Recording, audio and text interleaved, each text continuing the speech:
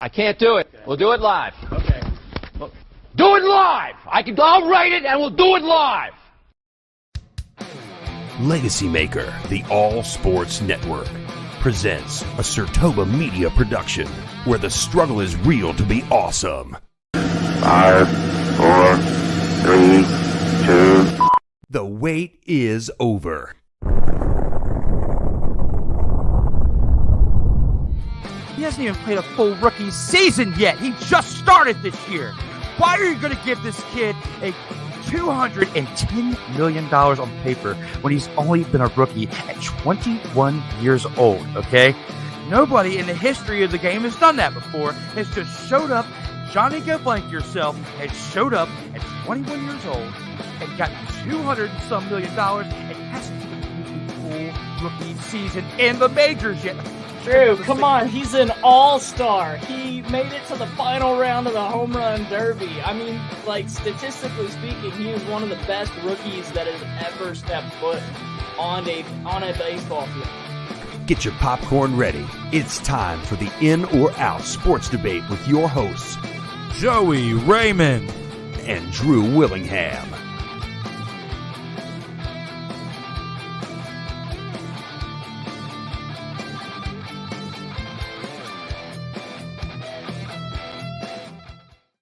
Hello, everyone. We are live for episode 85 of the In or Out Sports Debate. I am your host, Drew Willingham, along with this week's special returning panelist, currently a 14-time Vault of Fame inductee, tied with Rob Johnson for first place on the all-time list of panelists on this show, a Virginia Tech alumni, a man who's going to help me squash all 6 topics and smash them tonight.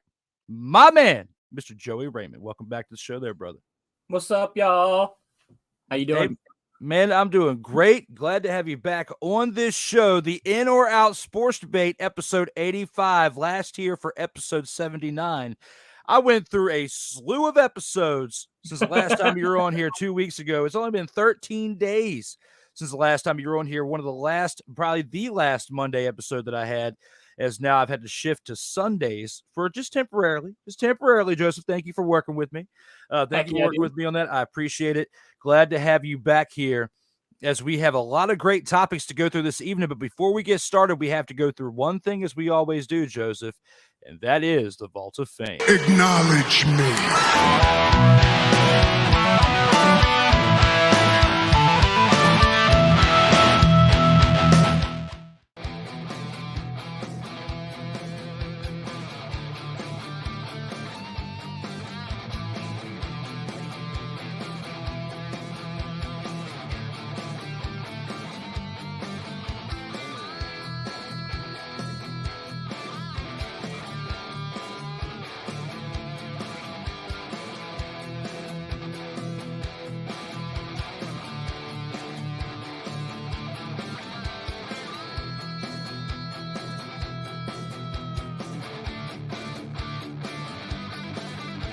Man, you took me back. This is why this show was so important, and this is why I am personally validating and vouching for this show. If you are anybody in media, sports, professional wrestling, anything, you need to be on In or Out Sports Debate with my man Drew Willingham, because this has got to be one of the most fun things I've ever done in a long time. Ladies and gentlemen, that was the In or Out Sports Debate Vault of Fame, where we acknowledge all the previous participants on the previous episodes of this show that you can find on the LegacyMaker Sports Network on Facebook, Twitter, Instagram, YouTube, LinkedIn, TikTok, and the latest in sports at LegacyMakerSports.com. You can find the In or Out Sports Debate on Facebook, Instagram, TikTok, Twitter, and Twitch, as well as the audio platforms on Apple and Google Podcast, Spotify, Amazon Prime, Anchor.fm, and you can download these episodes individually on iTunes. SIRTOBA Media, the video production brand behind this thing that you see, this work of art right here, is on Facebook, Instagram, Twitter, and the YouTube channel coming soon. And the latest, as we have on SIRTOBA.com. You can check out myself, Drew Willingham, individually on Facebook, Instagram, Twitter, SIRTOBA.com, and as well as at LegacyMakerSports.com. That is myself with the fresh haircut up at the top, and I promise at some point in 2023, I will have it back, just like this picture here with Joseph for episode 85. Don't mind the long hair, the hippie-looking hair that I got going on here. I'm going to donate it at some point this year. Dude, I will miss the glorious locks that you have right now, man. Hey, on a show that I'm going to be announcing here in our commercial break, which I'll go ahead and say the name, D. Willie in the morning. Oh, no, not D. Willie in the morning, D. Willie in the evening, because it's paying homage to Snowman. My guy Snowman that I do the Sports Sensations Unleashed with has Snowman in the morning. So I'm going to have D. Willie in the evening. Since I'm going to be getting off work kind of late, I'll be working a mid-shift, so probably like around 1, 2 o'clock in the morning. If you like Saturday Night Live and you want a good like 20, 30-minute show that's going to give you some fun times, some funny laughs, you can watch it in the morning when you get up, too, if you're not awake at 1 or 2 o'clock in the morning. But it will be there in the evening, D. Willie in the evening. I'll show you a little advertisement for it here at the commercial break that we have in a little bit. But Joey, we've gone through the Vault of Fame. We are here for episode 85 to kick things off for this show. The 14-time Vault of Fame inductee. Are you ready to rock and roll, my man? Heck yeah, so is the comment section. I'm already looking. Oh, yeah. We'll get to that here in a little bit, but right now, let's take that unit into round one. Round one.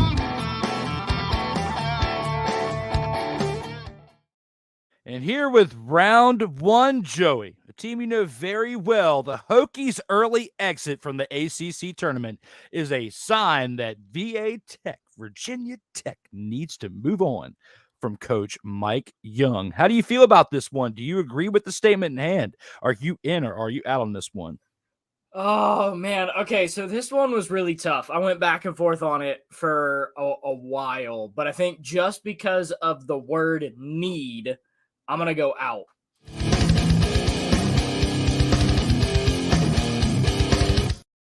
Only because of the fact that I know for a fact that there are worse coaches out there than Mike Young. So need is a strong word. If the word was should, I would absolutely be in. Only because of the fact that Mike Young's teams have been so inconsistent. They frankly, I mean, losing to Boston College 5 times in a row. Like, I mean, there's no offense to Boston College intended here, but they are not a good basketball team. And the fact that we've lost that many times to a not good basketball team is just, in general, it's not fun for anyone. Now, I will say this. Mike Young can be quite the recruiter. He has shown that he can be a really good recruiter. But recruiting and coaching are two different things.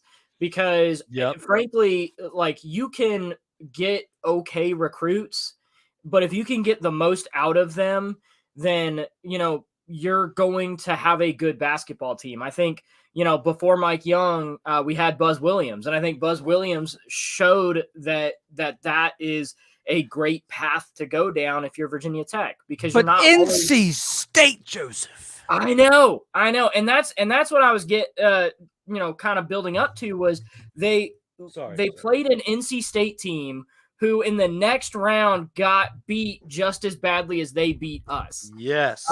They aren't a great squad either. And, you know, to sit here and say that Mike Young is the answer, I don't think that he is. But I also know how Virginia Tech works. And I also know that they held on to Coach Fuente way longer than they should have. And so I know that they're not going to get rid of Mike Young yet. They're probably going to give him another year before he's truly on the hot seat. I know that a lot of people in Blacksburg and around Virginia Tech still really like Mike Young. But, dude, I think it's time to move on. But I don't think that it's a need right now, strictly just because of the buyout. I think that's a lot of money to spend on a coach who's, you know, I mean, he's not the absolute worst coach that we could have, but I mean, I think within the next couple of years, if this path continues, we're going to see a different head Hokie down there on the bench.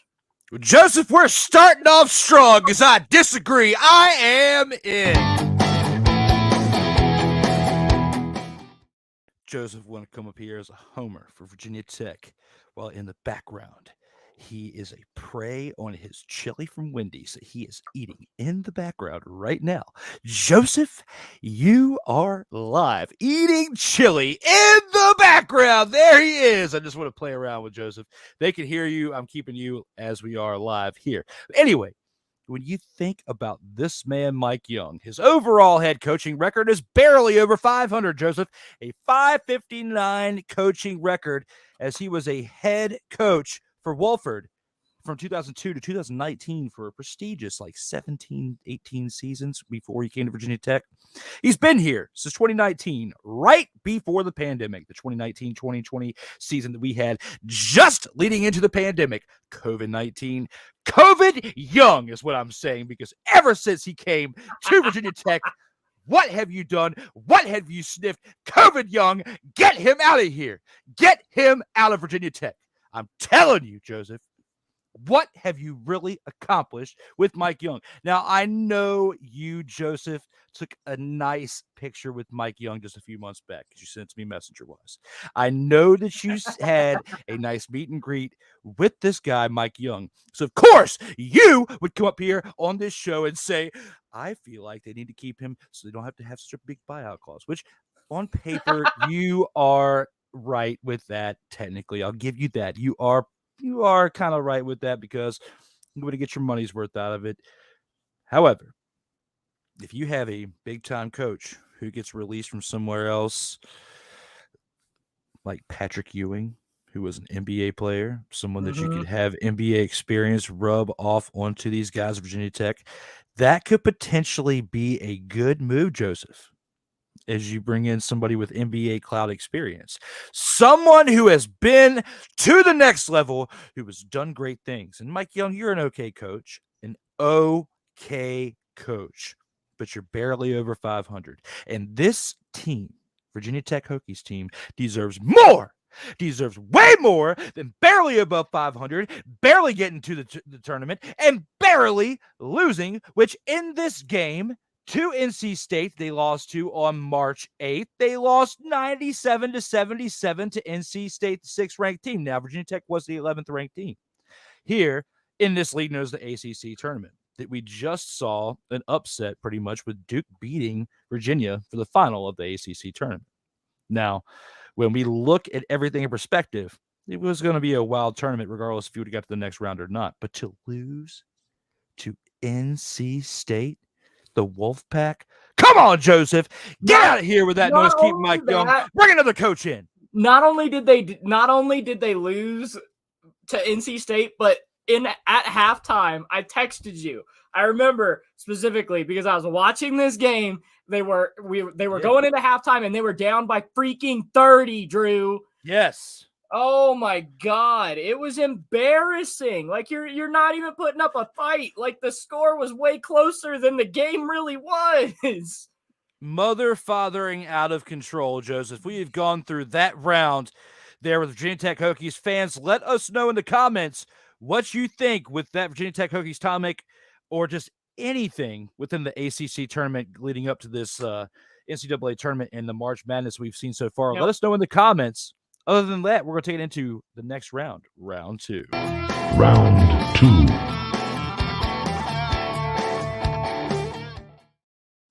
And here with round two, the World Baseball Classic will be more entertaining than last year's World Series. Joseph, how do you feel about this one? Considering that you articulated this topic right here, how do you feel about this one? Are you in or are you out? Yeah, I'm way in. Joseph is in. Get down with that. Let me know what's up, brother.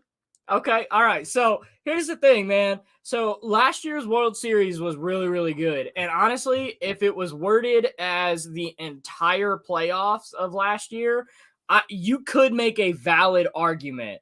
But this year's World Baseball Classic, like I still have it on in the background, man. I've been watching baseball all freaking day. It's been so fun to watch. I will say this though, the Great Britain Canada game was by far the most boring baseball game I have watched in a minute. It ended up getting mercy ruled. Like it was really, really bad. And I ended up taking a nap during half that game. And I woke up and they had only made it 2 innings. I was like, good Lord, thank God for the pitch clock. Yes. Because, when we're talking, when we're talking Major League Baseball, that's going to be a huge help because games like that won't get to that point where it takes as long to get through. I mean, they only played 7 innings and the game took almost 4 hours. Like, if that game kept going, if they kept playing all 9 innings, it probably would have been a 5-hour baseball game. Like, it was ridiculous. Yes. But I think when we get towards the final rounds and get towards, eliminating all of the teams that aren't as competitive, and we start seeing, matchups like Venezuela versus, the United States or Cuba or like Japan versus the USA. Like, there's so many really good teams in this tournament. And so I think ultimately when it comes down to it, when we get down to the, actual tournament part and not the round robin that we're going through right now to determine seeding, I really think that the World Baseball Classic is going to be way more entertaining than last year's playoffs. And that has nothing to discourage what happened last year in the World Series or in the playoffs, because my God, that was some of the most entertaining baseball I have ever watched in my life. But I have had a lot of fun watching the World Baseball Classic. I am so glad that baseball is back, and I'm really glad that this tournament is back, because I think it was a huge part of baseball that we were missing for a really long time. I mean, they haven't played this tournament in 7 years. Yeah. And I think it's super important that this tournament comes back and does really well. I'm really, really excited about it. It's going to be interesting to see how things pan out within this tournament. And with everything you just said, I have to actually agree with Joey on this one. I am. And the team that I have to be the team to beat is Japan. Japan has been absolutely crushing. When you've got someone along the likes of today's modern era Babe Ruth and Shohei Ohtani, and with what he did last week by picking up that victory, winning on both sides of the plate, as well as this team just being absolutely dominant overall. You also got Hugh Darvish. And then you think of everything else that's around you. That's just 2 players. They haven't lost yet. They have not lost it. You're absolutely correct. But when you think about not only that, but the lieu of the victories they've had today on Sunday, they just beat Australia 7-1. Okay. Then on top of that, yesterday on Saturday, they beat Czech Republic, I guess. CAZE. Mm-hmm. Is that Yep. Is that Czech Republic? 10-2. Okay. They played on Friday as well and beat Korea 13-4. That's when Hugh Darvish got the victory. And the day before that was when Ohtani got his victory as they beat China 8-1. They're dominating every single team that they're playing, Joey. It's not a joke. I mean, like, they are absolutely dominating each and every team that I'm seeing right here on my board for that. And their next game, the craziest thing when you look at it is they have a break until Thursday now.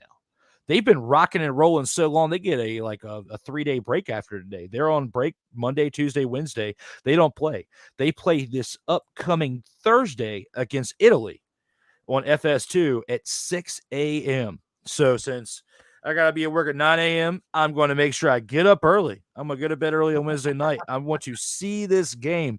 No joke, because of how great of a talent that this team is. I mean, I don't want to miss it. I want to be able to talk about it next Sunday on the Inner Out Sports Debate episode 86. But when you put everything in perspective, last year's World Series was pretty good. You had the great story of the Philadelphia Phillies being the wild card team that nobody expected to go as far as they did, getting to the World Series. It was a great story. For those of you who are Philadelphia Philly fans, it was a beautiful story. They got to the dance. They did lose. It is what it is. Then, of course, the Philadelphia Eagles did just get to the dance for the Super Bowl. So Philadelphia is riding pretty high because at least you got to the championship game, the actual highest plateau. You did lose both of your teams, but you still got to the highest plateau. Even with the story and the build-up drama behind all of that and how the World Series went down, because it was a great one, And you think about that, and you think about how sports and overall have gone since October since then. This is pretty great of a story that we're seeing right here, because let me bring this graphic back up for round 2, by the way. You've got Yadier Molina right there in the bottom left corner coaching Puerto Rico. You've got Miguel Carrera right there coaching Venezuela right there and right beside him. In Korea, you've got that right there, which is what they've been doing. They've been making some moves, not against Japan, but they've been doing pretty well in this World Baseball Classic, except for against Japan. Then you got Shohei Ohtani. I got him in there. He did so good. I put him in there twice as a batter right there, pointing up to the World Baseball Classic. And you've also got him on the mound right there, pitching in both his Japan uniforms. And then, of course, you've got USA in there who are doing their thing as well. Coach Joey. Hitting coach by Ken Griffey Jr. and the pitching coach by Andy Pettitte. It is a great thing to see these legends get in the mix who were previously on the original rosters in 2006, as Ken Griffey Jr. and Andy Pettitte both played on the original roster for the USA World Baseball Classic team. Dude, the USA is stacked, man. Absolutely. Like they've released a lineup, or their lineup for tonight's game. Every single one from top to bottom has a Gold Glove. Top to bottom. Like, it is ridiculous how good the United States is. Like, for me, I think Venezuela is really good. I think the United States is really good. And I think Japan is really good. I think one of those 3 teams we're going to see winning a championship here. Like, I think that one of those 3 teams is going to win the whole thing. And I'm kind of inclined to lean with you strictly just because Japan has been dominant. Yes. I mean, the United States is kind of having a hard time meshing right now, and Japan is just insane right now. And then, like, right now, the game that's being played currently is Venezuela and Puerto Rico, and Venezuela is stomping on Puerto Rico. Like, I mean, Venezuela is really good, and it wouldn't shock me to see them make it pretty far. So, yeah, I would just man, it's going to be such a good tournament, and I'm really excited to see what Japan ends up doing. And I would love to see a Japan-United States final. That would be really cool to see all of those all-stars on one field. Like, oh, my God, that's going to be so fun. It's definitely going to be interesting to see how this pans out for the World Baseball Classic. Guys, we've gone through 2 great rounds. Let us know in the comments how you feel about these 2 rounds we've gone through so far and your opinions on them as well. We've got some breaking news before we go into a commercial break.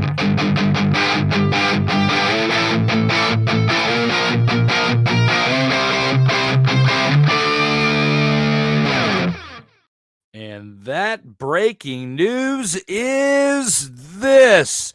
Next Sunday, 8:05 p.m. Eastern Time, Cool McCain joins the In or Out Sports Debate for the first time ever. As a Vault of Fame inductee, he will be for the first time for episode 86 as we will debate some topics. Next Sunday, 8:05 p.m. Eastern, the In or Out Sports Debate, episode 86. Join us for the fun. With that being said, we're going to go ahead and take a commercial break real quick and see what we got in store for you for that one.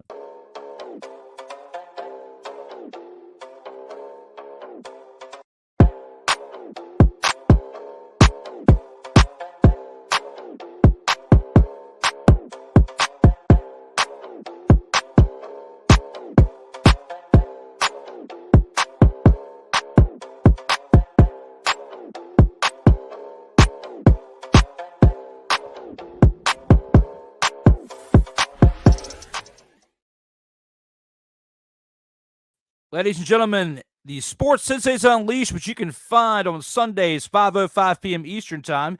This Sunday, we had episode 13 at 5:05 p.m. Eastern. You can check that out on Snowman Multimedia. Check that out when you can. This episode of the In or Out Sports Debate is brought to you by Peanut Butter and Jealous. When you're feeling a little blue based on what others are doing around you, spread a little peanut butter and jealous on your sandwich to make yourself feel whole again. When you get a chance, go to your local cabinet in your kitchen. Pick up the peanut butter and jello, spread it on your sandwich, and make yourself feel whole again.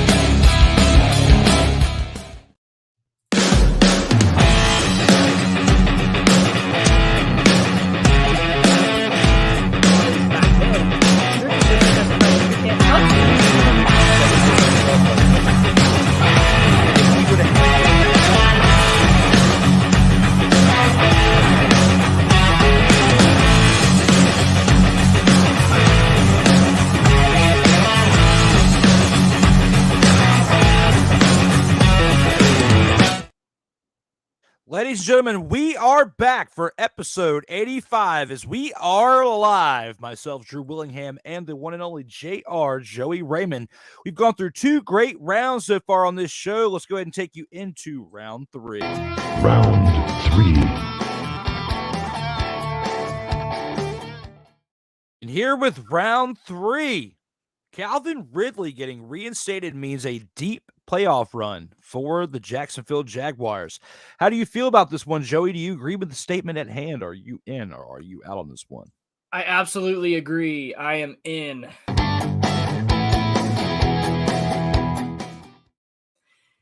The thing is like the Jaguars were already really close without Calvin Ridley. And the beauty of having a wide receiver like Calvin Ridley is he spreads the defense and he's going to make them work harder because they're going to have to double coverage. They're going to have to move some stuff around, which is going to open up opportunities for players everywhere on the field. And the Jaguars already had one of the best offenses in the league. They, were at the top, category for, a lot of different things. And so when you add a top end wide receiver like Calvin Ridley onto a already stacked offense, I think that this opens up a world of opportunities for the Jaguars. And I think that, they go from being a playoff team to now a possible contender, especially if they can pick up 1 or 2 more pieces here in the draft. And then maybe pick up a piece or 2 in free agency. I think it would be really cool to see the Jaguars make a deep playoff run, but I think having Calvin Ridley back on that roster is really going to help them make a difference as far as, really trying to figure out how to run this offense and how to get Trevor Lawrence more comfortable with being an NFL quarterback. Because if you can get Trevor Lawrence to be really comfortable in the position that he's in, I think that he could be a really, really tough QB. And, we could be talking about the Jags possibly winning a Super Bowl. I don't think that right now they have enough to do that. But, they could probably make it. We could probably be seeing them make the Super Bowl. I don't think they have enough to win it right now. But it's very possible that they could pick it up here in this offseason. And that would be awesome. Joseph, you think they're going to go to the Super Bowl? I think they could, especially if they pick up a piece or 2. They were close enough last year; they almost made it. And so I think if they pick up a piece or 2, they're definitely, probably going to make a Super Bowl. But there's a lot of other teams in their way first. Just on the fact that you said the word Super Bowl, I am out!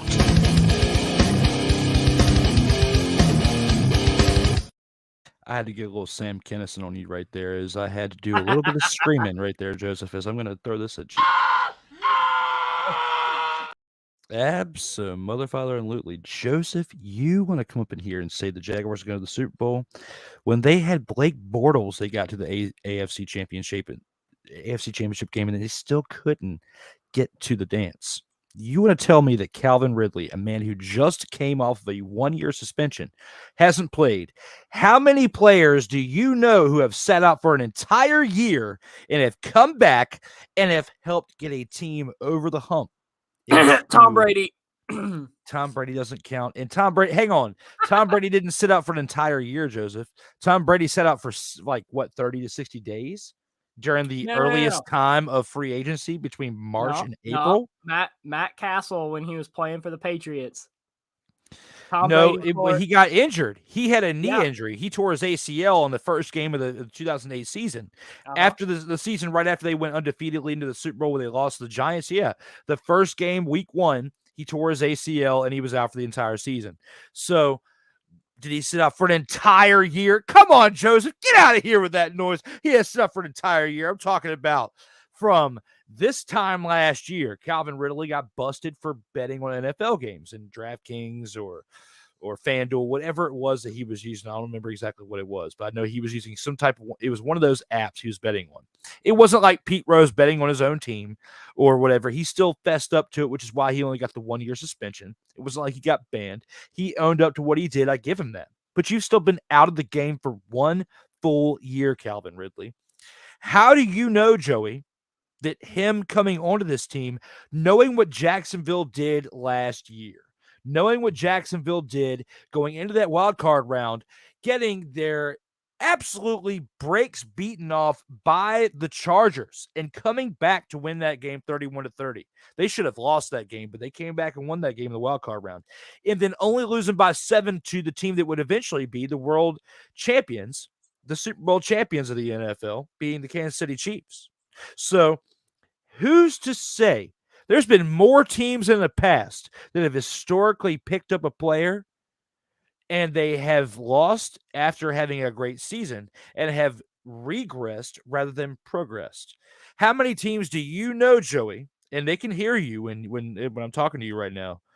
How many teams do you know that have a player that they picked up after sitting out for one entire mother-fathering year, have set up for 1 year, and can come in and be as impactful as Calvin Ridley and get you past the divisional round, which is where you failed this year, and at least get you to the AFC Championship game, let alone to the Super Bowl, what you're talking about?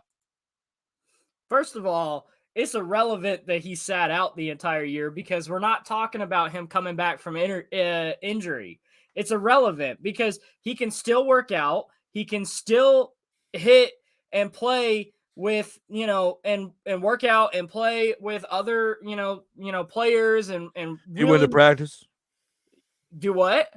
He went to practice.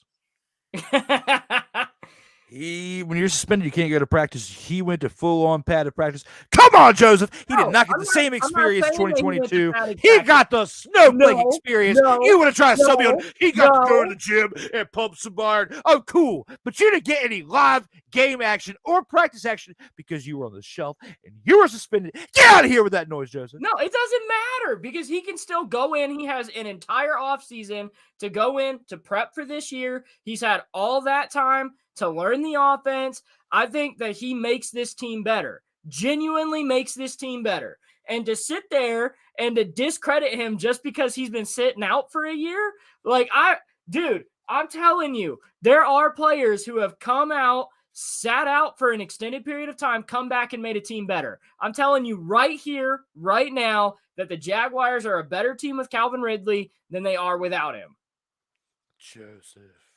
Joseph, you think that he just makes them a Super Bowl contending team after cheating like he did to get suspended? First of all, that's not what I said. I said that they need him, and then they need a piece or two to be a Super Bowl contender. I said that it's possible that they could make it there strictly just off of the fact that they were within one score of upsetting the Kansas City Chiefs. One score. Yeah. That's what I'm saying. So you're going to sit here and tell me that there's not a chance that if they don't have a major playmaker, that it's possible that they could come back and win that game. I'm just saying that how do you know that he won't help this team regress? That he won't be a head case, that he won't be like one of those like TO type people from the past that has to get the ball. This team already got as far as they did last year. What if you got some guy coming in here trying to hog up 25% of the passing plays And he messes with the momentum of what this team has already built with Doug Peterson's offense. I would agree with you, except for the fact that he's never been that guy. Because every single one of those guys, you hear about it. You know, hey, that guy, he's got drama attached to him because he wants the ball all the time. For the longest time, that was Odell Beckham Jr. And then when he sat out for a year, and then he came back healthy because he was hurt and realized that he can't do what he used to do and that he has to be a role player, he made the Rams better, and then they went to the Super Bowl. So it's possible that he could come back and make this team better. As long as he realizes the role that he is in, and as long as that offense truly, genuinely keeps growing like they have been under Doug Peterson, who I think is a great coach, I think that the Jaguars could very well be a very deep playoff team. And if they get a couple extra pieces, we could be talking about the Jags in the Super Bowl. Cassandra Brown said it best. We don't have time for regression. Ain't nobody got time for that. Absolutely, Joseph. We do not have time for regression. Guys, we've gone through 3 great rounds so far on this show. Let's go ahead and take it into the comments from the fans and see what you guys have to say so far throughout the 85th edition of the In or Out Sports Debate.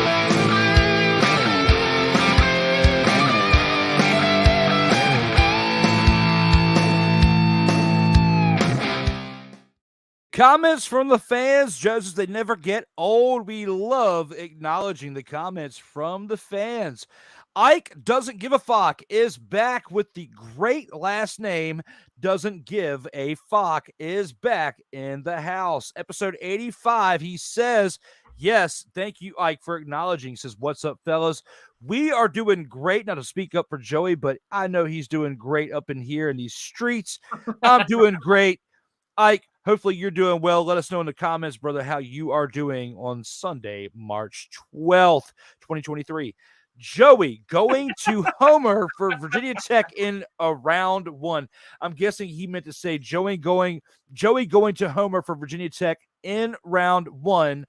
Calling it now, says Ike. And you know what? I called him out for that, Ike. So yes, you called that a little bit early.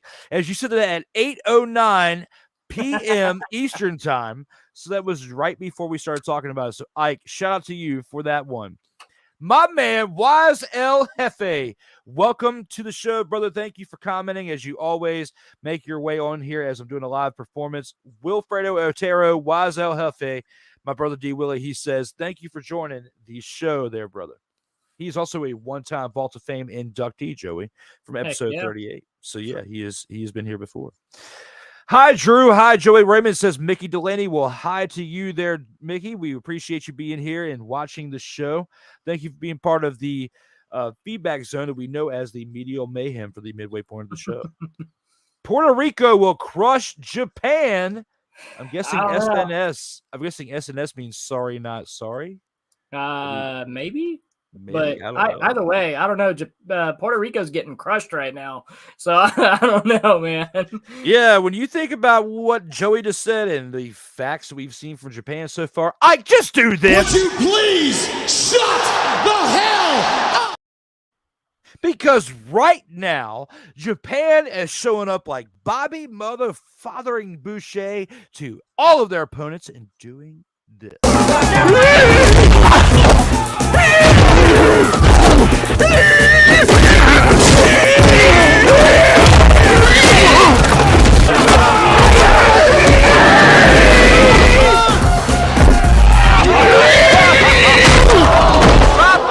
Looks like Boucher knocked him out cold. So when it comes to acknowledging who's good and who's not in this World Baseball Classic, how about you do this there, Ike? You should know your role and shut your mouth. Absolutely. There you go there, Ike. Mickey says, hi, Drew. Hi, Joey. We've already been through this there, Mickey. We already acknowledged what you had to say. And we need you to just do this. Stay off the weed. As the fans look on, saying that.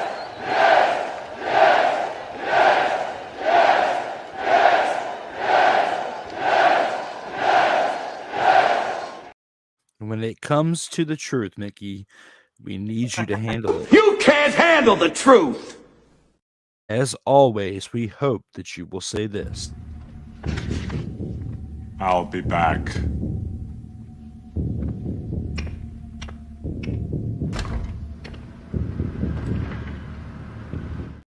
And the last comment that we have for the midway point of the show, I agree with D. Willie. Calvin could be a cancer. Joseph, how do you feel about this one? I don't think he will be. I'm telling you, man. I really think that he really has come out and what he said seems genuine. Like, he really feels like, by all accounts, by everything that he said, that he messed up. So if he truly feels that way and he truly is ready to help his team win, I don't think he will be. I think this will be a really good team. I think it'll be really good for the Jaguars to get a wideout like Calvin Ridley. It'll be interesting to see how this pans out with this team. Guys, thank you for the comments, ladies and gentlemen, so far for the first half of the show. Keep them coming as we go into the second half of the show.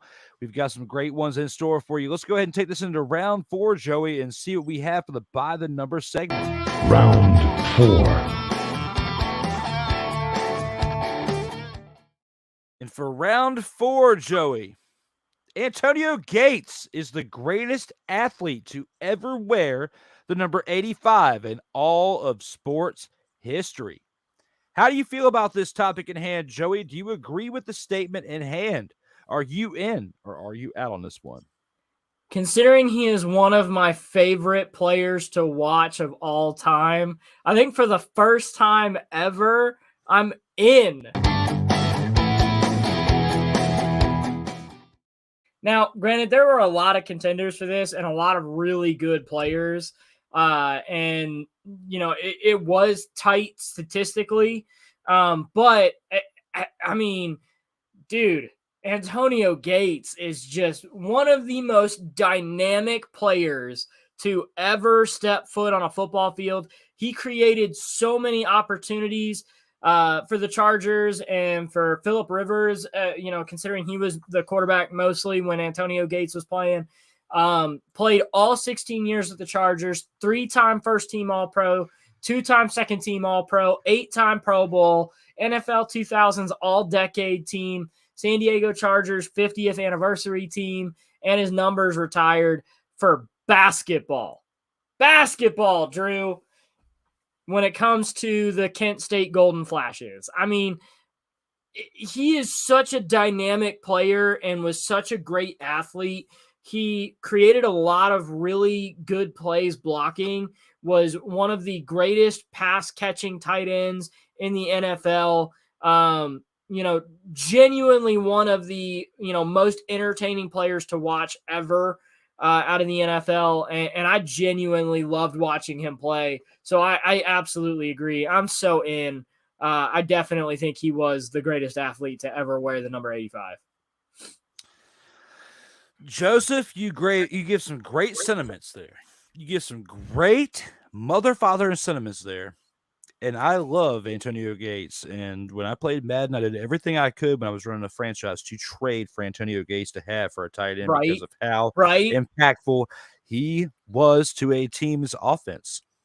I got to disagree, though. I'm out.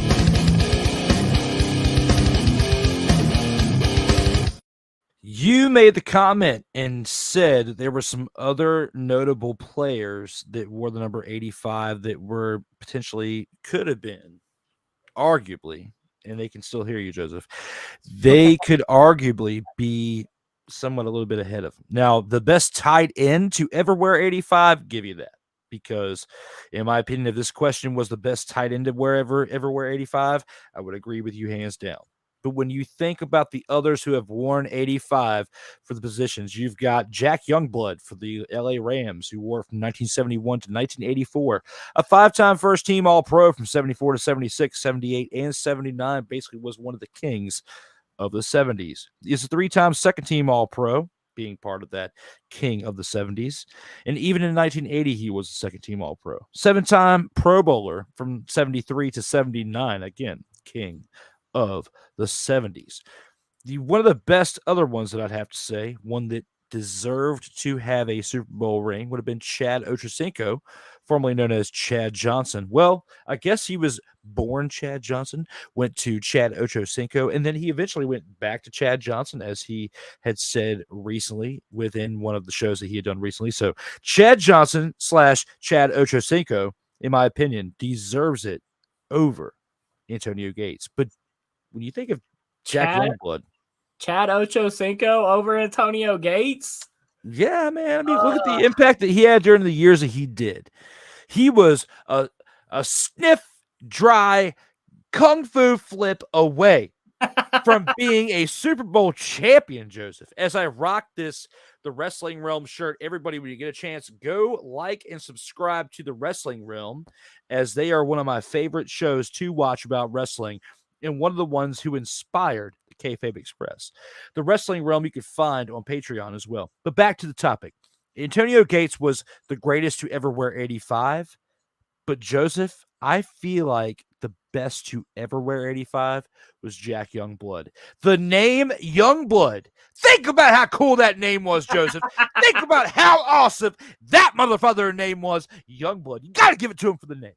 No, I absolutely agree. I do like Jack Youngblood. However, my one caveat to that is the fact that not Chad Ochocinco, good Lord, Antonio Gates was a Pro Bowler more. And honestly, I think that goodness gracious, I am mouth fumbling everywhere.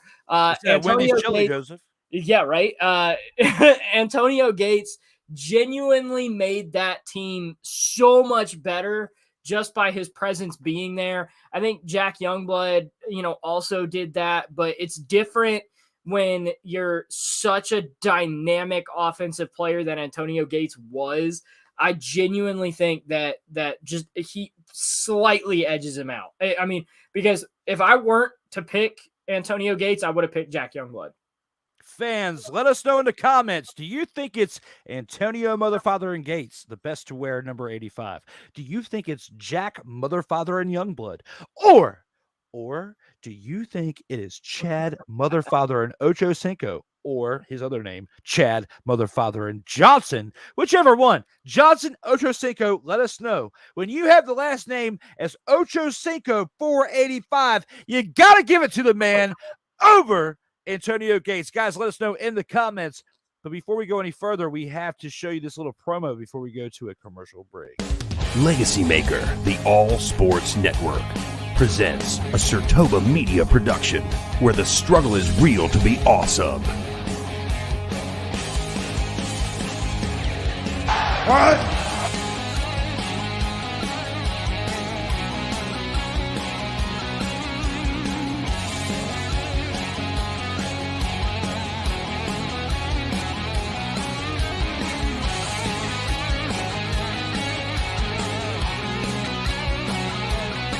I'm better than you. And you know it.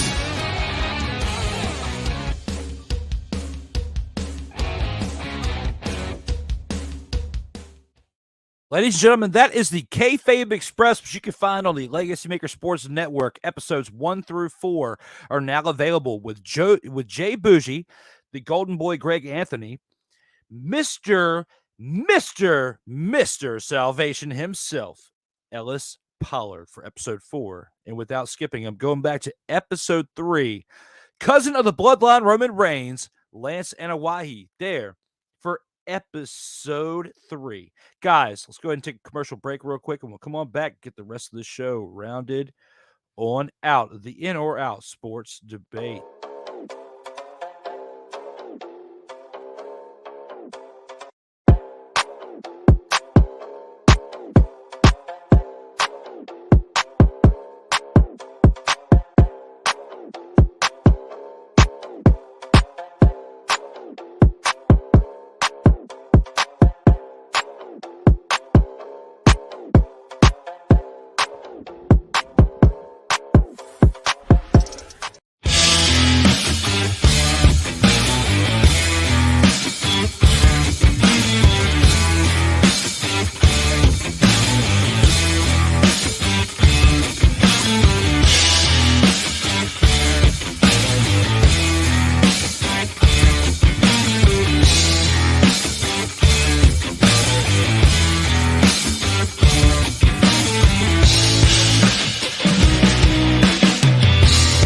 This episode of the In or Out Sports Debate is brought to you by Peanut Butter and Jealous. When you're feeling a little blue based on what others are doing around you, spread a little peanut butter and jealous on your sandwich to make yourself feel whole again. Ladies and gentlemen, go into your cabinet, dig deep, look into the bottom left corner, and pull out peanut butter and jealous.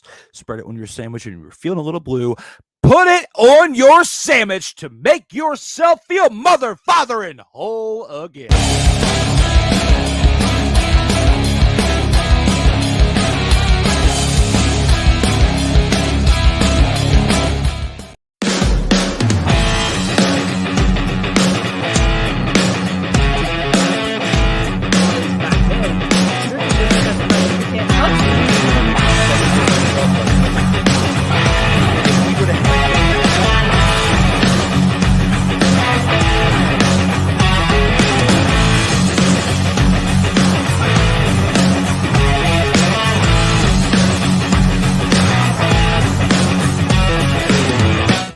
Ladies and father and gentlemen, we are back for episode 85 of the In or Out Sports Debate. I'm your host, Drew Willingham, along with my special panelist, 14-time Vault of Fame inductee, Joey Raymond, has been here to go through 4 epic rounds.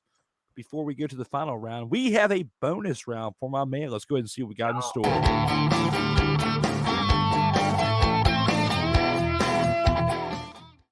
And Joey, that bonus round is this. Lamar Jackson is worth the price of 2 first-round picks and should be picked up as soon as possible. How do you feel about this topic in hand, Joey? Do you agree with the statement? Are you in or are you out on this one? Okay, so I put this caveat out there of when I wrote this topic, right? I had just heard the news that the Panthers had given up damn near their entire franchise for this year's first-round pick. What? Yeah, ridiculous. Absolutely. Say what again? Say what again? I literally, dude, I was so mad. I was so freaking mad. All right, I'm in. What? In. Joey is in. Okay, strictly just because of the fact that the Panthers gave up multiple first-round picks anyways. They gave up multiple first-round picks, multiple second-round picks, and our best wide receiver. Preach it, brother.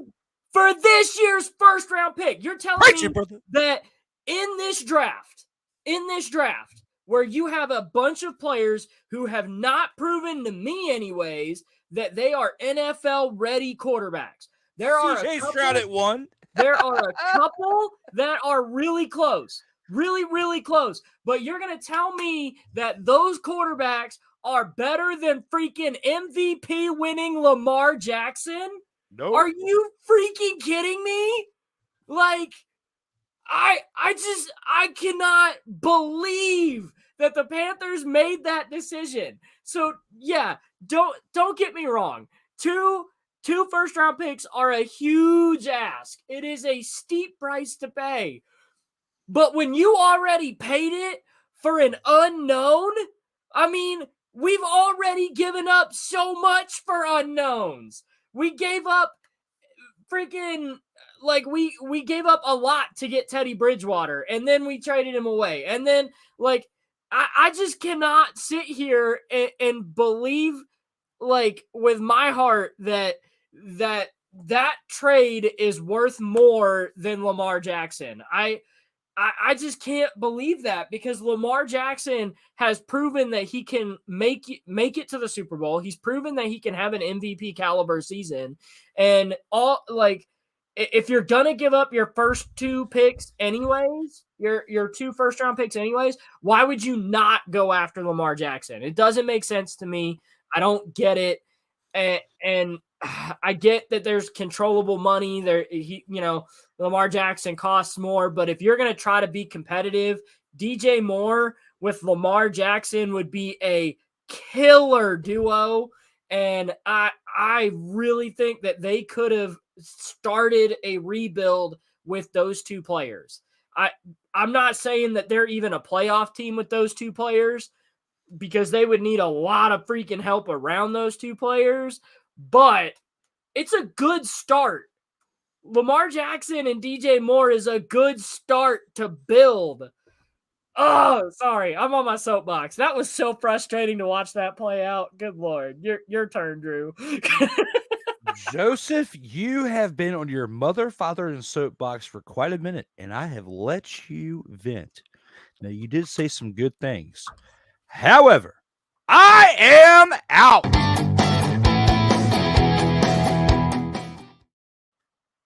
And I say this mainly because one of the teams that is up at the top of the list to grab this is the formerly known as the REDSKINS. The Washington Commanders are one of the top of the list to pick up the one and only Lamar Jackson. Now, I don't want them to have to spend an arm and a leg for the one and only Lamar Jackson for the formerly known as REDSKINS. Take out the name, the cool name, D. Willie there. That's for me, D. Willis, okay? However, when you put that aside and you think about this team, I don't want them to have to give up 2 first-round picks for Lamar Jackson.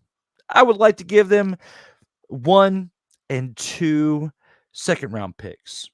First-round pick this year, second-round pick in 2024 and 2026. Yes, that's a 2026. Let them have their 2025 second-round pick. Let them invest into the future. Let them take their team into the next echelon. Lamar Jackson would be the guy who would help propel the Washington, formerly known as the REDSKINS, into a different level of spectorium.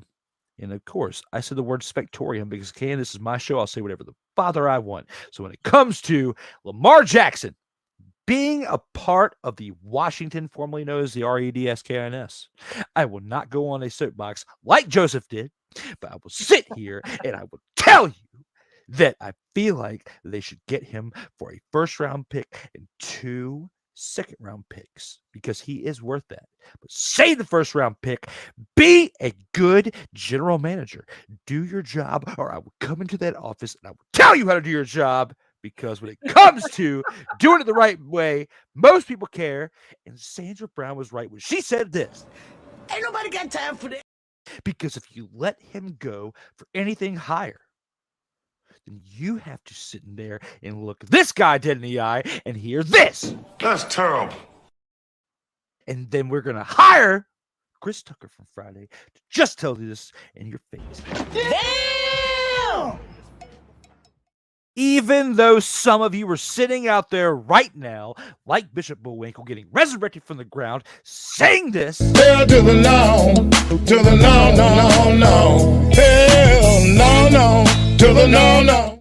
Sooner than later, I'll be able to sit up here and say this. Come after me! I'm a man! I'm 40! Because all of you should do this.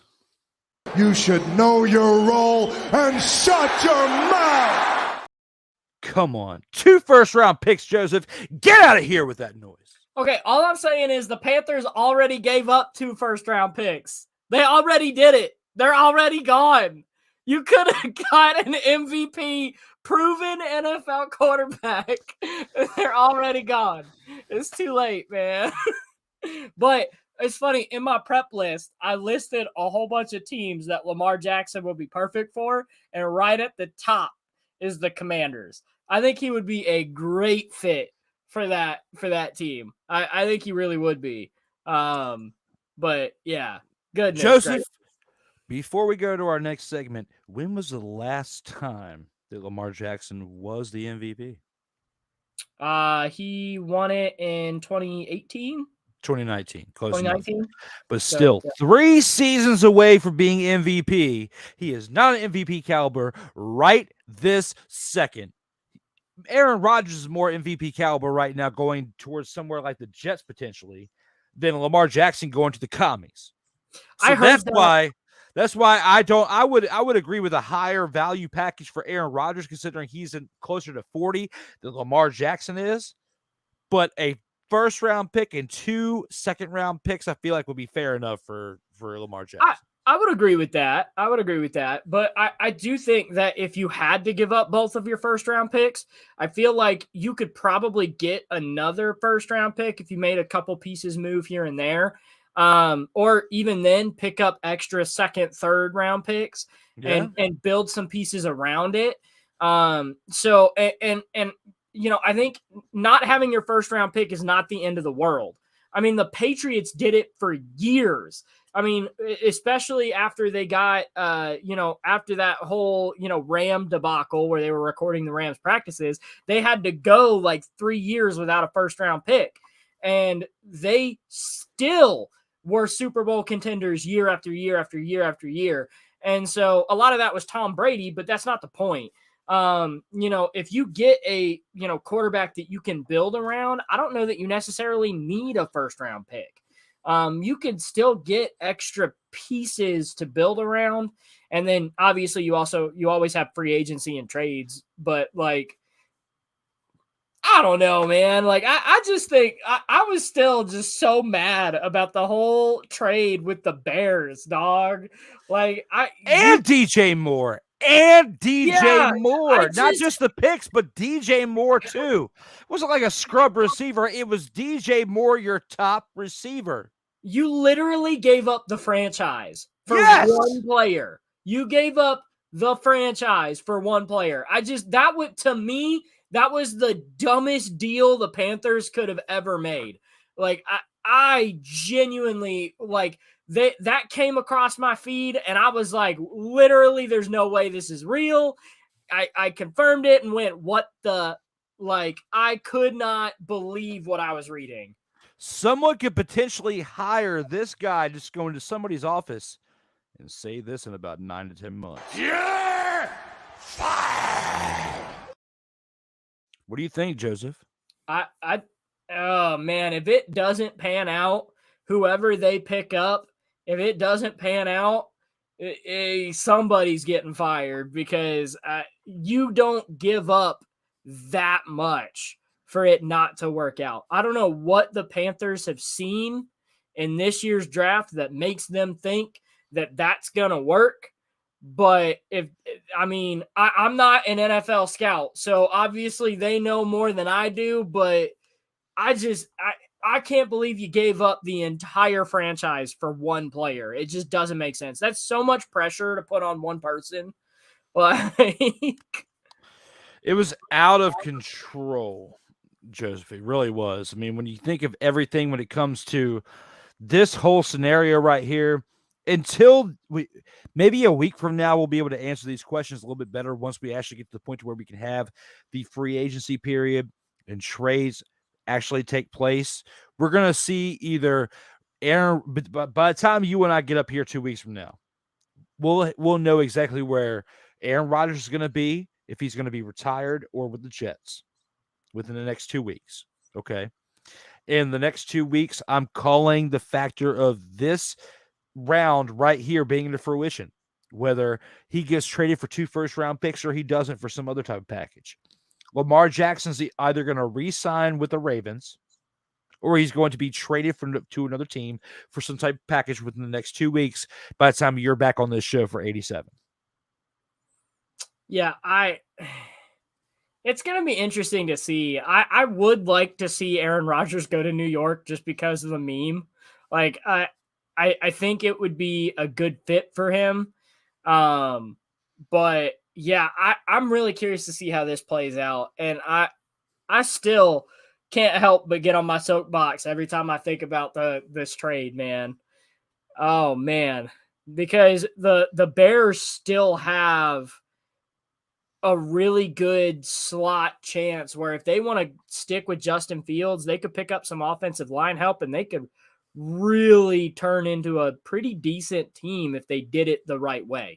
Granted, it's the Bears, so they probably won't, but they could end up being a pretty decent team here, man. Like, we could be seeing the Bears be a contender maybe if they do it right, which they won't because they're the Bears. Bears. I got to get that skip for this show, but we will definitely do that at some point. But guys, let us know what you feel in the comments. If you feel like Lamar Jackson will be picked up for 2 first-round picks or a different package from what I was saying, let us know in the comments how you feel about that. But based on that, we've gone through the first 4 rounds. We've gone through the bonus round. Let's go ahead and take this into the final round and see what we got cooking up for that one. Final round.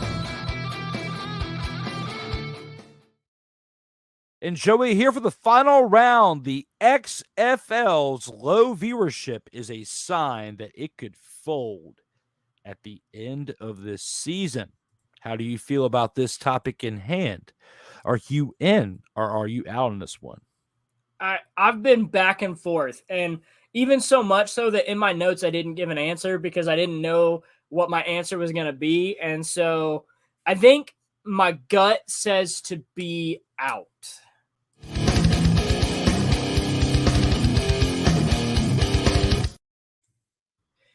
Just because of the fact that I really do believe that the XFL is on to something. Yes. I've watched several games now. Last time we talked about the XFL, I had only watched highlights of a game. I hadn't actually gotten a chance to watch the XFL like in its entirety. And it's some good stuff, man. Like they really did put on a great show. I think they have a good product. I have noticed that the viewership numbers went up slightly this week in comparison to the normal trend that it's been going of downward a little bit. And then the attendance numbers are going up a little bit. So I think it took a little bit for people to catch on. I think, maybe starting the season a little bit later next year, because now it's kind of starting to build that momentum. Giving people a little bit of a break to just kind of get a breather instead of starting it as soon as the Super Bowl ends. All right, now we've got more football. I think that might be good. But I would definitely say that it could fold, but I don't think it will. I think just because of TV rights deals and things, I think it'll. So you're in. So no, I'm definitely out.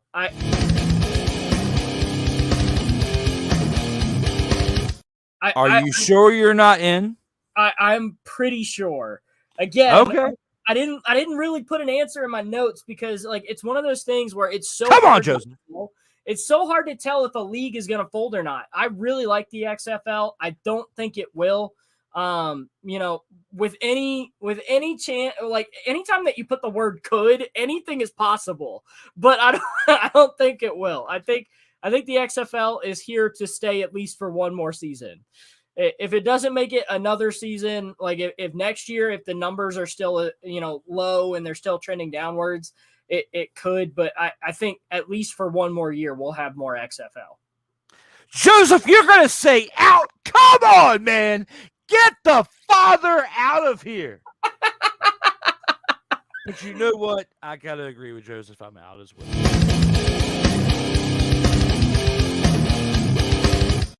All jokes aside, the XFL has done some great things this year. When it comes to the DC Defenders and their beer snake, I absolutely mother-fathering love it. I love what they've done with the beer snake with the DC Defenders. It's like our local team here on this side of the East Coast for Virginia. So, Joseph, I hope you've gotten on board with the DC Defenders because they are currently under-mother-fathering defeated, as they are currently up 20-12 over the Vegas Vipers in the fourth quarter of tonight's matchup, in the XFL matchup against the Vegas Vipers. And the Vegas Vipers have been a travesty of a team to watch so far in the first 4 weeks of the XFL season. And I know what you're saying. I know what you're saying about the actual viewership going slightly down. Now, should we push the season back an extra 2 to 4 weeks after the Super Bowl to let us miss it a little bit? You can't push it back by so much because you got the USFL coming after that. So you can't push it back by so much, maybe 2 to 4 weeks. I do like what the XFL did by bringing it in the week after the Super Bowl because it keeps it fresh on our minds. It keeps it fresh on our minds as those of us who are football enthusiasts like myself to keep involved within the game. Now, you and I debated this on episode 79 the last time we were here. talking about whether we feel like the XFL should be like a minor league to the NFL. And I said particularly that I feel like this team, not the team, but the league, the XFL should be its own like AEW, like a secondary league, and the USFL should be more like a minor league to the NFL, and the XFL should be by itself. And I still agree upon that with everything that we've seen so far within this season. Because when you watch an XFL event, it is like watching a WWE event. It is something that's different from the competition. You watch an AEW show, it's completely different than watching a WWE show because AEW is more nostalgic feeling when it comes to wrestling. WWE is more entertainment and still a little bit of the old, but more of a sprinkle of the new. When you watch XFL, you get that feeling. You get some more innovative stuff within that as well. When it comes to the challenging and how they do their own play calling and stuff like that, you see more within the XFL than you do the NFL. So if the viewership is a little low at this point, with it being the middle of March and we've got March Madness, of course we're going to have less viewership because people are paying more attention to mother, father, and basketball and who's getting into the NCAA tournament over what's going on in the XFL. Now, you give it a month from now, once we're in the XFL playoffs and March Madness is over with, people are going to have to fall back on some type of sport, and baseball's too early in the season for people to grasp on. People are to go straight from March Madness to A.J. McCarron in the St. Louis Battlehawks. They're going to go straight from March Madness to the D.C. Defenders and the undefeated team that could potentially still be undefeated at that point, as they are undefeated in this moment, Joseph. In week 4, they are still up 20-12 in the fourth quarter over the Vegas Mother, Father, and Vipers. And when you put all that in perspective, I have to give the edge to the XFL. They are not going to fold at the end of the season, Joseph. They are not going to do it. Well, and you know what they say about most things? If it lasts 3 years, if you can grasp people for 3 years, it'll stay around. Yeah. And I would love to see that. I like what you're saying about, the more since we debated it, the more that I sit and think about it, ponder it, like I really do like your idea of having it kind of run parallel and then have the USFL be kind of like a minor league.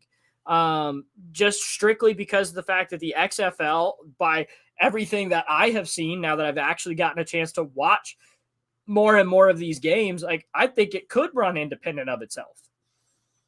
And I would love to see it, kind of really, fortify itself and really kind of build. And maybe we go from, 8 teams to 12 teams, and then from 12 teams to, maybe 18 teams, and 18 to 24. And then maybe, who knows, it's as big as the NFL. I don't think it'll ever reach that point, but my premise is if they really focus on, making sure that, they continue to do the entertainment aspect.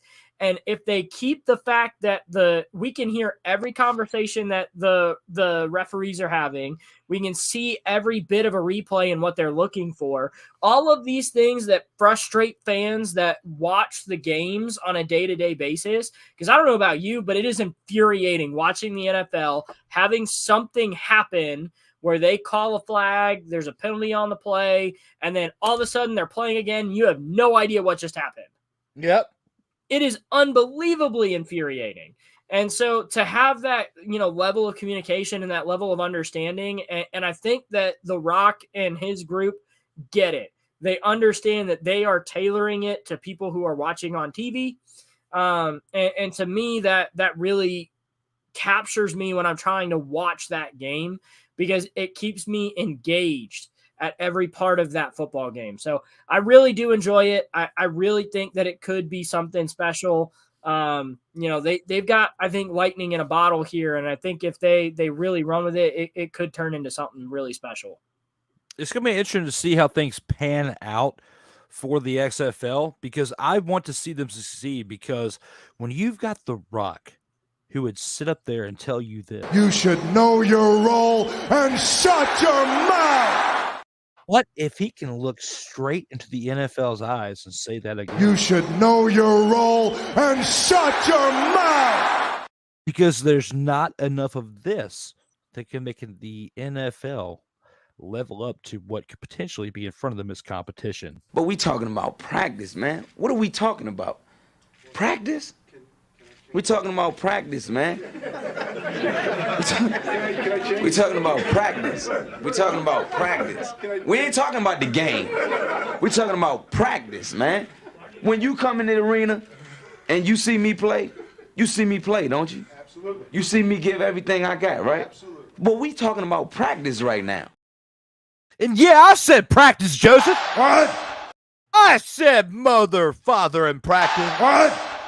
It's that time of the show where we go off the rails just slightly. What? It's my time, brother. What? And as we bring Stone Cold up in here, and I say for my last rebuttal. What? I said for my last mother, father, and rebuttal. What? Episode 85, March 12th, 2023 rebuttal. What? Stone Cold, you know Sammy's getting upset. Say what again? Say what again? Pointing pistol at the face saying this. What? When it comes to the XFL, I believe that we have seen one of the better entrances to the first 4 weeks of a season in the XFL history. When you look at 2021 and when you look at what we had in 2019 leading up to the pandemic. The Rock and Danny Garcia got it right by evenly distributing the ownership within this league and not having separate ownership, but having it as one entire enterprise, not individual owners, but the league owning all the teams and having general managers and of course coaches for each individual team, because the pressure's off. The league operates the entire league. Okay. And not having individual owners so they can focus on the actual income, which is being brought in more by TV rights, as you have Fox and other TV deals that are coming into funding the league. They don't have to worry about all that. All they got to do is show up and play ball. And these teams are showing up for the most part, as you've got the DC Defenders, the DC Mother, Father, and Defenders showing up as they are hosting the Vegas Vipers. Are still up 20-12 in the fourth quarter, Joseph. They are still up 20-12. The DC Defenders, thank you, as they may potentially still be undefeated at the end of this weekend. How do you feel about that, Joseph, if the DC Defenders go undefeated for the first 4 weeks? I think that would be really cool. I would love to see just pure dominating force. I still love San Antonio. I've been watching a lot of San Antonio games. Yes. I really do think that they have a really good team. I think you made a really good point with AJ McCarron and the St. Louis Battlehawks. The fact that he took a massive pay cut to be a starter. For his kids to watch. Yeah, exactly. Because, I mean, he could have been in the NFL still. He could have been making – a lot less money to sit on the bench and do nothing. Yes. But, because I still think, and to be completely honest with you, I still think he's an NFL level quarterback. I still think he's that good. And the fact that he took a pay cut to go start, and it's, really paying off, because good Lord, my dude can play. Yep. I mean, he's really showing that he can really play in the XFL parameters, and I hope that St. Louis does well. I think that's the part of this league that I really like the most, is that all the storylines make you want to cheer for each individual team. I'm having mother, father, and Lily. Yeah, I'm having a hard time picking one team to follow just because all of the storylines around the league are really good. Like I said, I've been watching a lot of San Antonio games, a lot of St. Louis games, a lot of DC Defenders games, strictly just because of the fact that, they're, close to us. And so it's really cool to be able to see all these teams and follow all the storylines. And so, yeah, I really do enjoy this league a lot. And I really think that, that they really do have something here. And I think if they keep doing it this way and they keep going about the route of telling all the stories of the players and really kind of getting you invested in what's happening in the league, it is really going to be the difference between the XFL and the NFL. And I really like it. Joseph stands up here and says storylines like somebody's across the field saying this. You may claim to be the best in the world, but I'm better than you. And you know it. Come on, Joseph. We haven't even gotten to this yet. What's that? Playoffs? Don't talk about it. Playoffs? You kidding me? Playoffs? There is a joke about this individual group, the Wonder Bread Choir, laughing at this right now.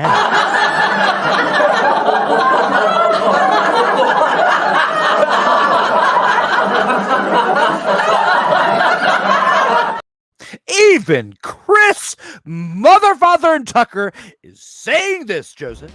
Damn! Charles, Mother, Father, and Barkley is saying this, Joseph. That's terrible. And somewhere far, far away, primetime, Deion Sanders is saying this. Ain't nobody care. Who cares? Ain't nobody care. Because nobody really cares if the XFL folds or not. Because Sam Kennison is rolling from his grave saying this, Joseph. Guys, we've gone through 5 great rounds along with the bonus round of this show. Let's go ahead and take it to the next part of this show where we have to acknowledge Joseph's induction into the... Acknowledge me.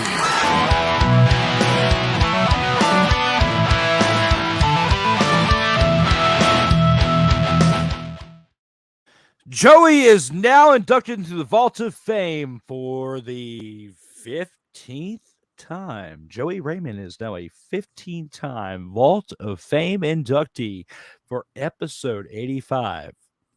85 episodes. There's only been 70 episodes other than Joey being here. He is now a 15-time Vault of Fame inductee, part of over 25% of the episodes. Thank you, Joey, for being here as we now celebrate you as the number 1 contestant, as a panelist on this show. He is in first place for 15 times. Rob Johnson at 14 for second place. Darrell Owens, who was here for episode 84, here for third place at 5. James Brown, Corey Mann, and P. Alexander tied for fourth place at 4 appearances apiece. Brian H. Waters, Cody Stewart, Dwayne Allen, Kyle Nash, Michael Bish, Brian the Snowman Snow, and Lamont Thomas tied for 5th place at 3 appearances apiece. And tied at 6th place, 7 panelists tied. Up next for the In or Out Sports Debate, you can check out episode 86 we announced earlier. Cool McCain will be here for episode 86 next Sunday, March 19th at 8:05 p.m. Eastern. Cool McCain will be here for episode 86. Before that, you check out episode 14. My apologies for not having the right one up there, but episode 14 next Sunday at 5:05 p.m. Eastern. You can check out the Legacy Maker Sports Network on Facebook, Instagram, TikTok, Twitter, and Twitch, as well as LinkedIn in the latest at LegacyMakerSports.com. The In or Out Sports Debate is on Facebook, Instagram, TikTok, Twitter, and Twitch as well as the audio platforms on Apple and Google Podcast, Spotify, Amazon Prime, Anchor.fm, and you can check out these episodes individually on iTunes. SIRTOBA Media is on Facebook, Instagram, Twitter, and the upcoming YouTube channel as well. And you can check out myself, Drew Willingham, at Facebook, Instagram, and Twitter, as well as SIRTOBA.com and LegacyMakerSports.com. If you want to throw a little donation, a little bit of Willie Bucks from what Darrell Owens said previous episodes, including episode 84, DWillie87, $ DWillie87, cash.app /DWillie87 for a little donation tippy for this production you were seeing here. Guys, we are here for episode 85. Joey Raymond is here as we have little left to go through as we need to take it to the final word. Before we do that, we need to see what the comments from the fans have left before we get on out of here.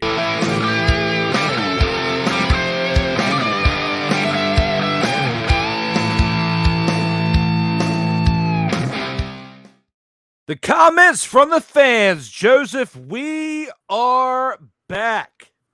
Welcome back as we have some comments left from the fans to go through. Before we do that, let's see. We have left with, I agree with D. Willie. Calvin could be a cancer. Oh, hell. This is a promotion. No, we need to get past that one. Hi, Wilfredo Otero. How are you? Says Mickey. Well, Mickey, why don't you ask him directly? Messenger is your best friend through Facebook. Dustin Clark, welcome to the show, brother. Antonio Gates is top 10, maybe top 5 tight end. Chad Johnson isn't going to be top 5 anything. Joey. I hate to agree, but yeah, I think maybe Chad Johnson goes into top 5 most ridiculous players, maybe. Just because of the fact that the things that he did on a football field were ridiculous in the sense of like the fact that he kicked field goals and the fact that he would like try to throw a block and just get destroyed.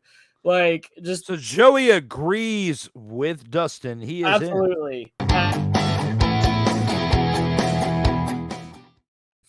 Yeah, absolutely. Chad Johnson was entertaining because he was like a child on the football field and had fun. And like, I respect that. But, you know, as a player, like, I don't think he's a top 5 wide receiver. You're telling me that Chad Johnson's a top 5 wide receiver out there? No, there's no way. But Antonio Gates is definitely a top 5 tight end. Joseph, I'm out!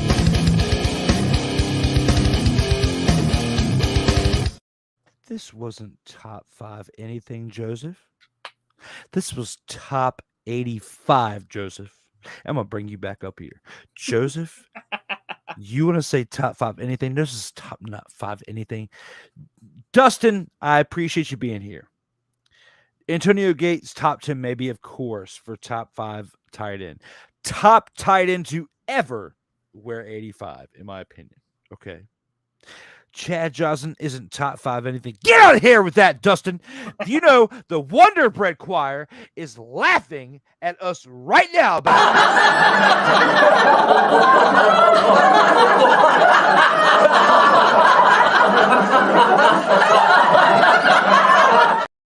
Chad Johnson isn't top 5 anything. Come on. You're a liar. Liar. Chad Johnson, top 5 anything, not guaranteed. Hell to the no, to the no, no, no, no. Hell no, no, to the no, no. Chris Tucker, where you at? Damn! Come on. Chad Johnson is at least in the top 5 to ever wear the number 85 as a wide receiver.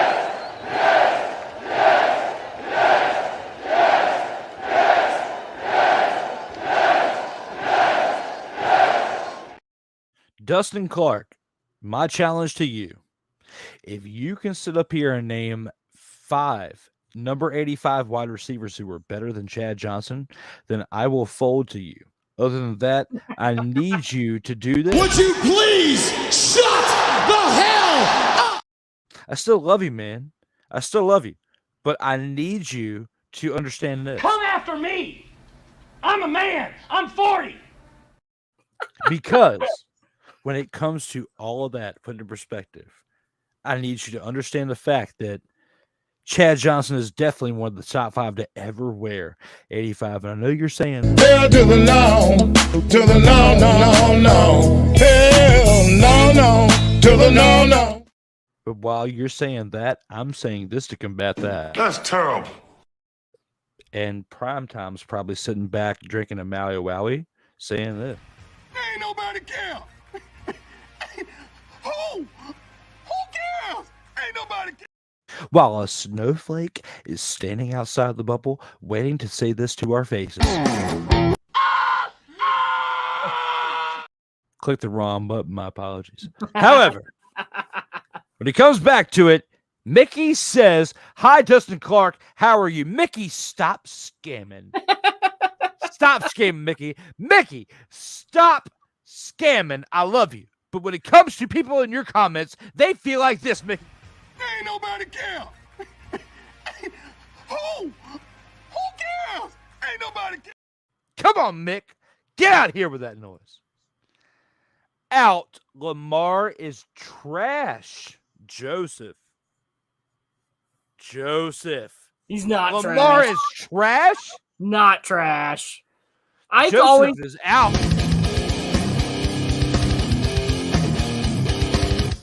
Ike always says the most ridiculous crap. I ain't even gonna acknowledge that. I ain't even gonna acknowledge that. But you Come do. on, Ike. You have Come to. on. It's Ike. That's Look at terrible. his last name. Look Where's at his Charles last name, Barkley? Joseph. Where's Charles Barkley? Oh, where's Charles Barkley? But look at his last name. But I will still give you Charles Barkley upon request. That's terrible. Come on, Ike doesn't give a fuck. That is totally wrong. Lamar is definitely at minimum an above average QB. He is not trash. Come on, man. That's insane. Joseph is out, and I would have to say that I'm out as well.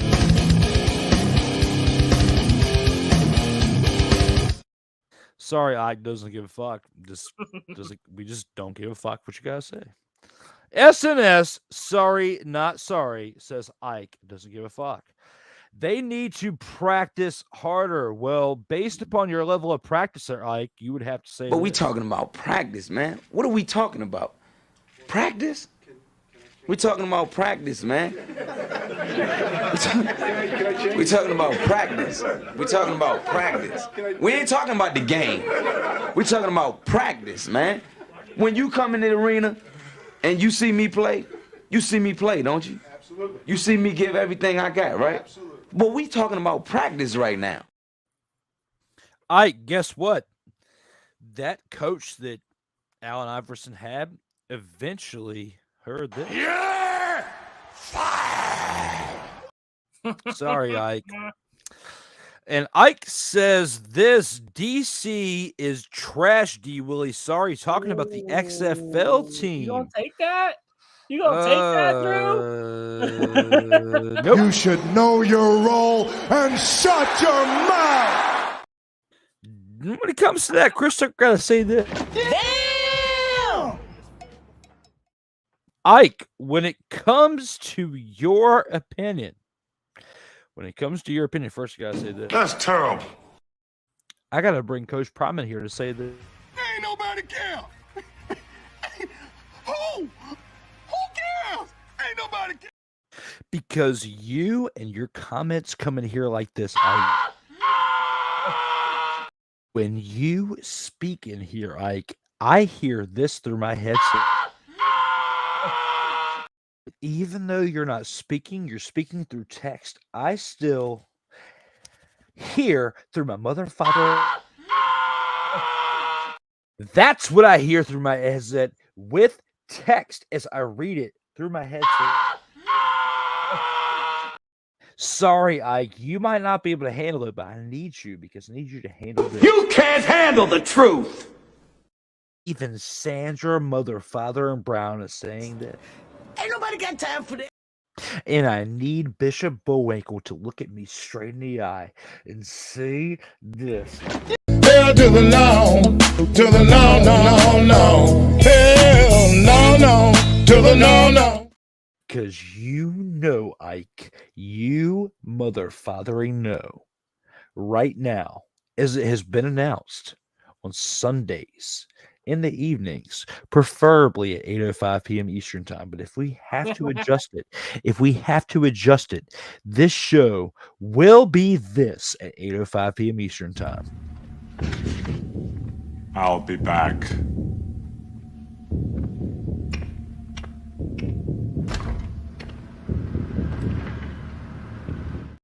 Because 4 years from now, actually less than 4 years from now, I'll be able to say this. Come after me! I'm a man. I'm 40. And some people might be able to sit in the background, Joseph. Some people might be able to sit in the background and just do this.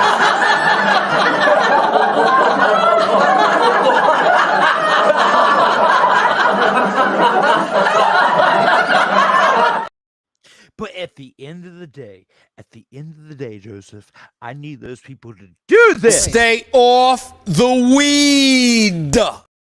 Because that's why you're laughing so much. That is why you are laughing so much. And then when you put all that in perspective, I need you to do this. Would you please shut the hell up? Because when you have a crowd of people agreeing with that, they...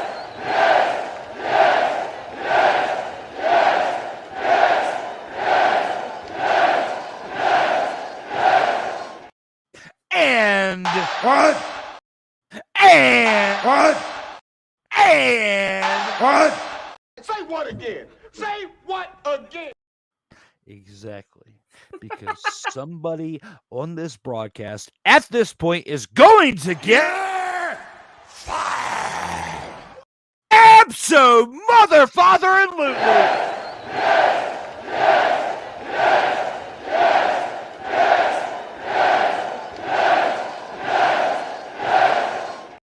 Because That's why we took the damn field. Now, if you want to crown them, then crown their ass. But they are who we thought they were. And we let them off the hook. say what you want, Joseph. That's terrible. Because people just can't. You can't handle the truth. Sandra Brown said it best. Ain't nobody got time for that. Because some people in the streets are just doing this, Joseph. And sometimes Coach Prime calls it right by saying this, Joseph. Ain't nobody care. Who cares? Ain't nobody care. Because of my age. Come after me. I'm a man. I'm 40. Comes to this. Damn! Sometimes people will do this, Joseph.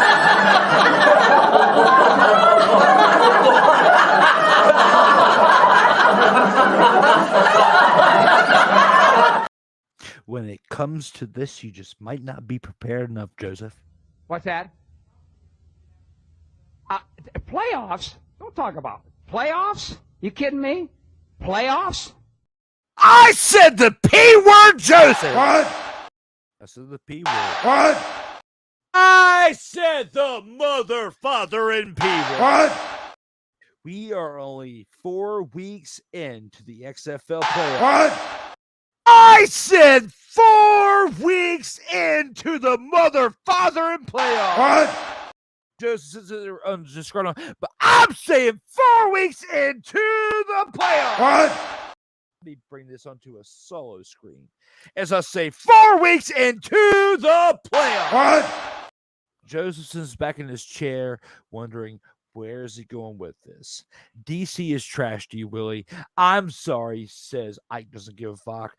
But you know what, Ike? I do care as we are in the fourth mother, father, and quarter of this game. And you want to tell me, you want to mother, father, and tell me that this team knows the Vegas Vipers is going to overtake this team knows DC Defenders? No. Because DC Defenders are still up 29-18.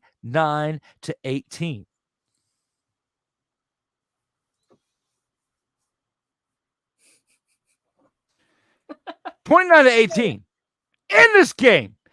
In this game. They are up. They're up, Joseph. They are up in this game. And when you put all that in perspective, they have to understand that this is his team to beat. This, when it comes to DC Defenders, undefeated. How do you feel about it, Joseph? Bring yourself back into the equation. How do you feel? I feel like you like pressing buttons. I do. No, I think DC is a really good team. I think they'll be barring an absolute collapse, they'll be a deep playoff team. they're not trash. They're just not. Ike woke up this morning and was like, I'm gonna go on this podcast and I'm gonna start a war. That was Ike's thought process today. It was. It definitely was.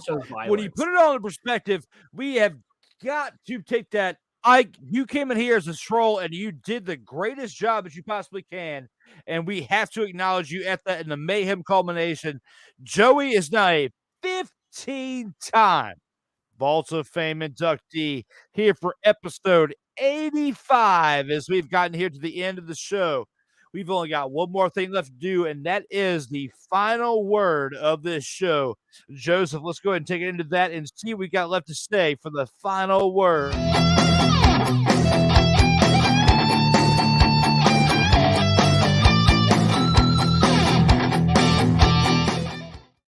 Joseph, for the final word of everything we've discussed in this show.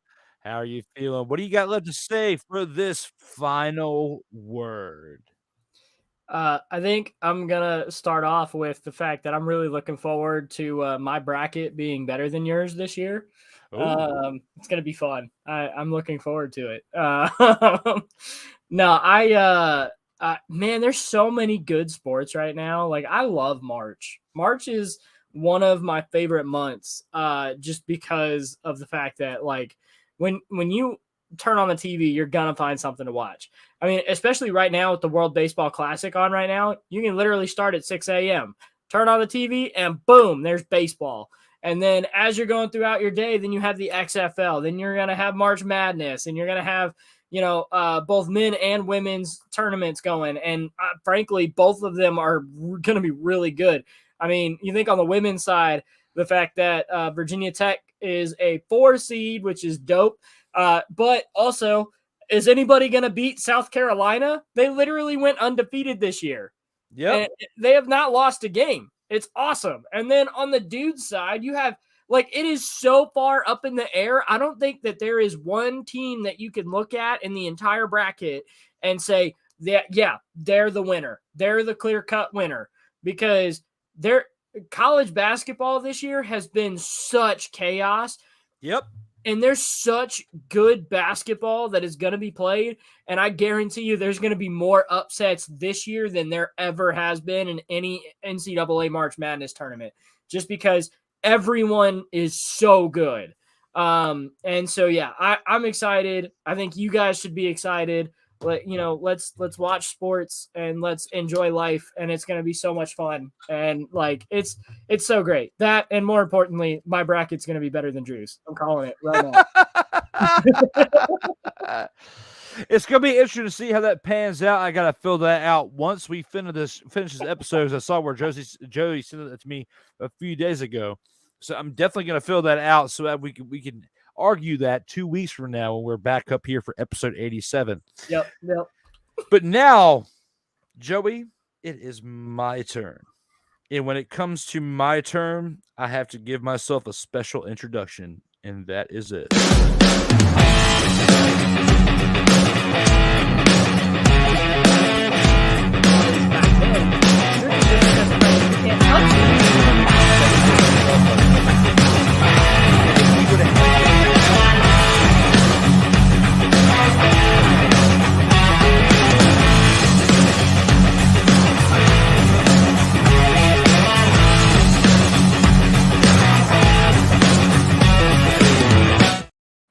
Joseph, we've covered some great topics tonight. 5 overall topics with 1 bonus. And that 1 bonus, you could probably arguably say was one of the better ones over top of our other 5 topics that we had. Speaking about the one and only Lamar Jackson. We've discussed some great things within this show. When you go from round 1 to the Virginia Tech Hokies, to round 2 with it being the World Baseball Classic, to round 3 being Calvin Ridley, round 4 being the Antonio Gates Best Everywhere 85, bonus round Lamar Jackson, final round the XFL. We have discussed some great topics in this show.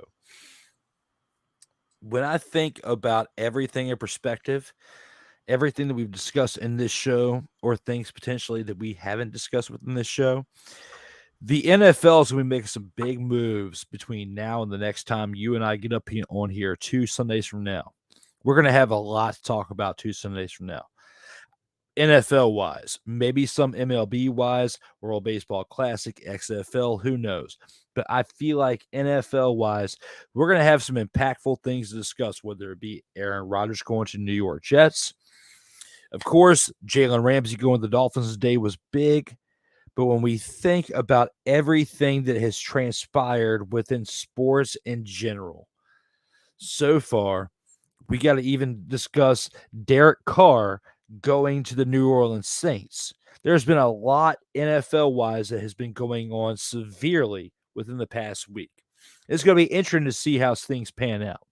But guys, thank you all for tuning in to episode 85 of the In or Out Sports Debate.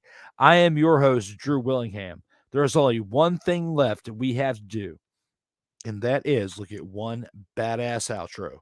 For my guy, Joey Raymond, to my side for episode 85, the 15-time Vault of Fame inductee, I am Drew Willingham. Everybody, please stay safe out there in these streets.